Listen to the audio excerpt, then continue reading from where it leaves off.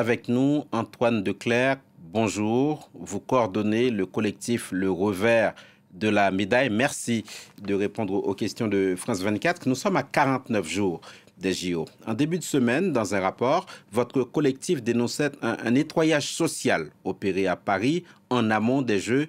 Nettoyage social, c'est votre mot. Rappelez-nous pour quelles raisons vous utilisez cette expression. Alors, nettoyage social, c'est une expression qui a été inspirée du mot anglais social cleansing, qui est utilisé dans tous les rapports et les observations sur les éditions précédentes des Jeux. C'est un mécanisme qui est à l'œuvre sur tous les grands événements sportifs et les Jeux olympiques en particulier. Il consiste pour les pouvoirs publics à faire place nette, à faire en sorte que la ville apparaisse sous son meilleur jour.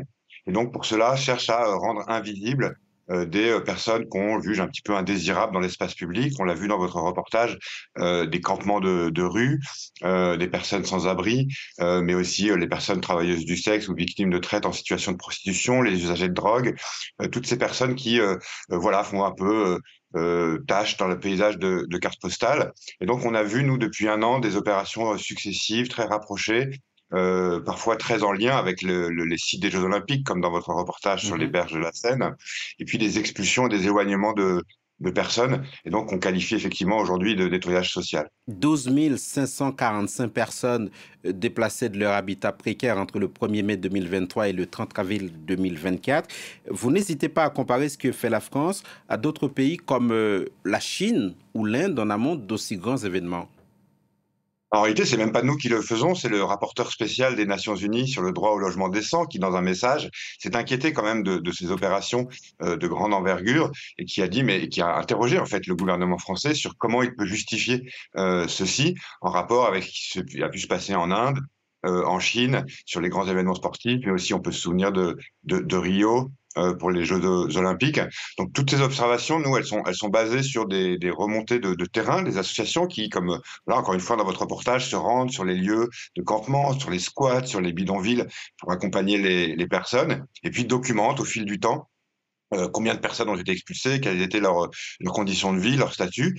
Nous avons un observatoire qui s'appelle l'Observatoire des expulsions de lieux de vie informels et qui a répertorié effectivement sur une année un peu plus de 12 500 expulsions de lieux de vie informels en Île-de-France, avec un double mécanisme, soit des éloignements vers la région, là c'est ce qu'on a bien vu dans le reportage, on propose aux gens de monter dans des bus et puis de partir dans d'autres régions de France, où on est loin des yeux, loin des jeux, et puis pour d'autres qui refuseraient de monter dans ces bus ou pour lesquels ces solutions ne sont pas adaptées, vont être dispersés, éloignés de l'espace public, loin des sites olympiques, des centres-villes, que ce soit en Seine-Saint-Denis ou à Paris. Antoine Declercq, la préfecture dément tout changement dans sa politique d'expulsion. Elle dément aussi toute volonté de cacher la misère.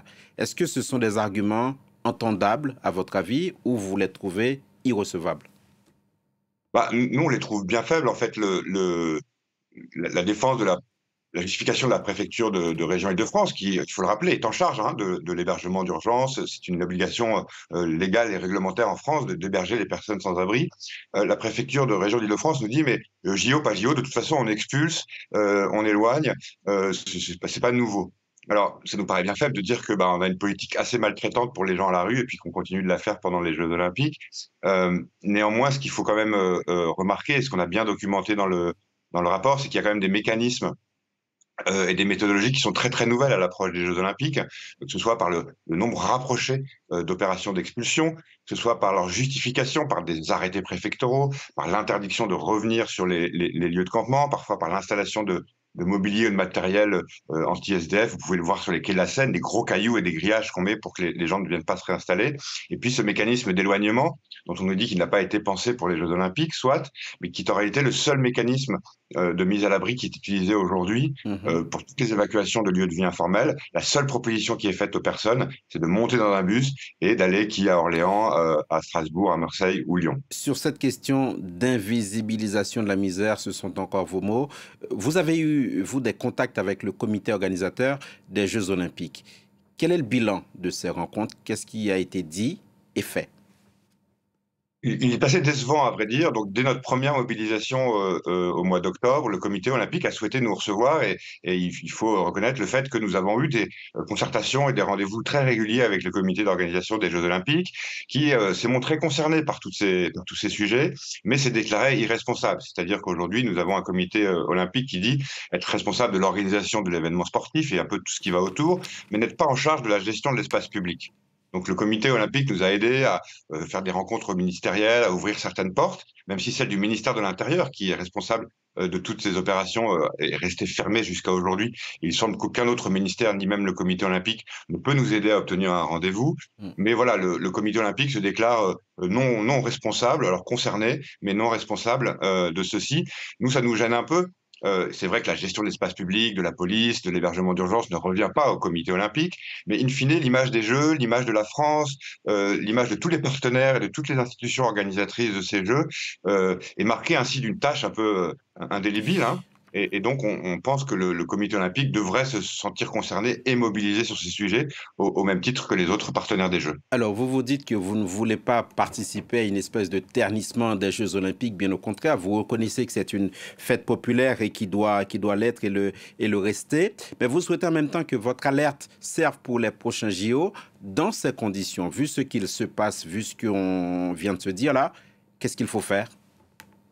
Bah, c'est difficile. Nous, effectivement, dans notre mobilisation, nous avons toujours eu une posture de concertation, de proposition, même si nous avons mené des actions de mobilisation et d'interpellation, de visibilisation. Mais jusqu'à aujourd'hui encore, nous faisons des propositions pour que, en réalité, cette grande fête que l'on veut populaire puisse prendre en compte les plus exclus au lieu de les invisibiliser, de les douanier. En fait, c'est à la portée de la France. On parle de environ 7000 personnes sans abri sur le territoire d'Île-de-France.